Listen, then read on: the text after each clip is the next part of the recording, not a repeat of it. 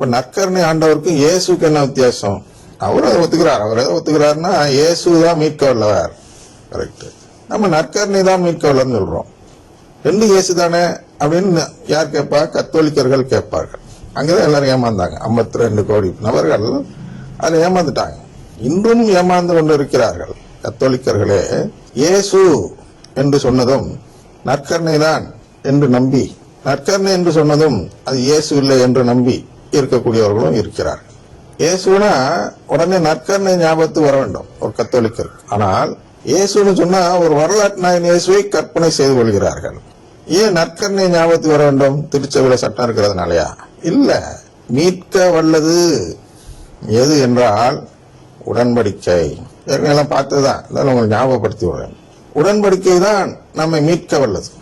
ஏனென்றால் கேளுங்கள் கொடுக்கப்படும் என்று இயேசு சொல்கிறார் மத்திய 7:7. அப்படி நீ கேட்கலன்னா உனக்கு கிடைக்காதுன்னு சொல்றார் 8. அப்ப கேட்டால் கிடைக்கும். எதை கேட்கிறோமோ அதை கொடுப்பார். அப்படின்னா கேட்கலன்னா கிடைக்காது. அப்ப மார்ட்டின் லூத்தர் ஒரு புது தத்துவத்தை உள்ளே கொண்டு வருகிறார். அது என்ன என்றால், கடவுளின் பிள்ளைகளாக நாம் மாற போவதில்லை. அவர் சொல்லுவார் வாயால கடவுள் பிள்ளைகள் என்று. ஆனால் அவர் என்ன அவர் கோட்பாடுகளில் எழுதி வைத்திருக்கிறார் என்றால், ஃபீலியல் தத்தெடுப்பு கடவுள் செய்ய போவதில்லை. சும்மா நம்மளெல்லாம் பிள்ளைங்கன்னு அப்படி சேர்த்து வச்சுக்குவார் ஒழிய நாம் கடவுள் நிலைக்கு மாறமாட்டோம். சிசிசி 460 பார்த்தோம் அல்லவா? அதை அவர் ஏற்றுக்கொள்வதில்லை. ஐயா, எனக்கு கடவுளின் உறவு மீது நம்பிக்கை இல்லை என்று சொல்லிவிட்டு அங்க போய் நான் எப்படி உறவு கேட்க முடியும்? அப்ப இந்த உறவை இங்கேயே கேட்க சொல்கிறார் கடவுள். அதான் இங்க உள்ள பிரச்சனை. இந்த உறவை நாம் இங்கே கேட்டுட்டு போகணுங்கிறதுக்காக தான் கேளுங்கள் கொடுக்கப்படும் என்பதை ஒரு வசனமாக சொல்கிறார். இறை வார்த்தையாக, வசனம்னு சொன்னால் வேற, இறை வார்த்தையாக நமக்கு தரும்பொழுது இவர்கள் என்ன செய்கிறார்கள்? கேளுங்கள் கொடுக்கப்படும் என்பதற்கு ஊனியல்பு பொருள் கொடுக்கிறார்கள்.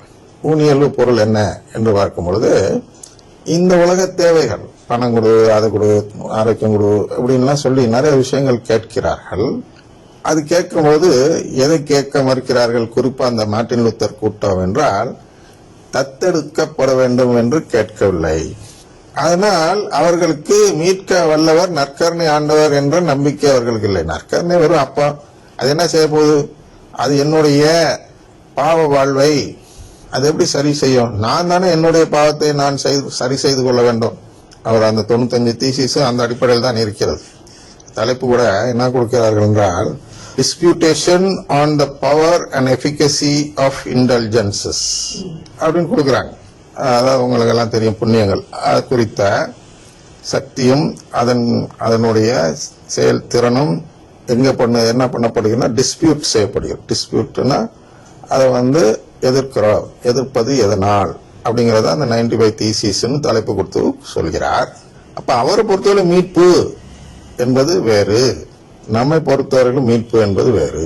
புண்ணியங்கள் அவருக்கு வேறு, நமக்கு வேறு. அதன் அடிப்படையில் அவர் சொல்லுகிறார். அப்ப அதுதான் நாம் எதுக்கு சொல்றோம் என்றால், இங்க ஆராயிரோம் என்றால், ஏதோ 95 தீசிஸ்னா பெரிய விஷயம் நினைச்சுக்காங்க. சின்ன சமாச்சாரம். என்ன சின்ன சமாச்சாரம் என்றால், மார்ட்டின் லூத்தர் இந்த மீட்க வல்ல உண்மையின் பால் ஆர்வம் காட்ட மறுத்ததால் அதன் அடிப்படையில் அவர்கள் 95 தீசிஸ் எழுதியிருக்கும் பொழுது, அந்த 95 தீசிஸ்ல குற்றச்சாட்டுகள், திருச்சபை மீது உள்ள குற்றச்சாட்டுல ஒரு குற்றச்சாட்டு கூட நம்முடைய மீட்புக்கு உதவாது.